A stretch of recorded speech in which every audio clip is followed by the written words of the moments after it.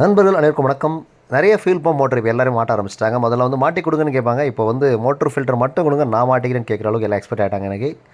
இப்போ அந்த மாதிரி வரும்போது சில நேரங்களில் என்ன பண்ணுறாங்கன்னா, அந்த மாட்டினதுக்கப்புறமும் ப்ரெஷர் இல்லை அப்படின்ற ஒரு கம்ப்ளைண்ட் வரப்படுது. அந்த மாதிரி வரும்போது நம்ம எப்படி செக் பண்ணணும் அப்படின்றது அந்த வீடியோ.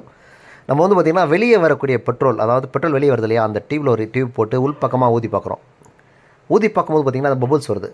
அதாவது முட்டை முட்டையாக வெளியே வருது. எப்படி செக் பண்ண சொன்னீங்கன்னா, லைட்டாக கொஞ்சோன்னு அந்த வால்வு மேலே தண்ணியை போட்டு நம்ம வெளியிருந்து உள்ளே ஊதி பார்த்தா அந்த முட்டை முட்டையாக வருது பார்த்திங்களா, பபுள்ஸ் வெளியே வருது. ஸோ எனவே நம்ம என்ன பண்ணலாம், ரொம்ப எளிமையாக இந்த லீக்கேஜை கண்டுபிடிச்சிடலாம். ஸோ எனவே ஒரே ஒரு ட்ராப் தண்ணியை போட்டு அதை பார்க்கலாம். தண்ணியை போட்டுன்னா நீங்கள் இந்த ஜஸ்ட்டு செக் பண்ணுறதுக்கு மட்டும் போடுங்க, வேறு எதுக்கும் போடாதீங்க. ஒரு ட்ராப் மட்டும் போட்டு நம்ம என்ன பண்ணலாம், ஊதி பார்க்கும்பொழுது கண்டிப்பாக அந்த லீக் இருந்துச்சுன்னு சொன்னால் தெரிஞ்சிடும். அந்த மாதிரி நேரங்களில் இந்த வால்வை கழட்டி க்ளீன் பண்ணி போடலாம். இல்லைனா அந்த வால்வையும் சேர்த்து மாற்ற வேண்டும்.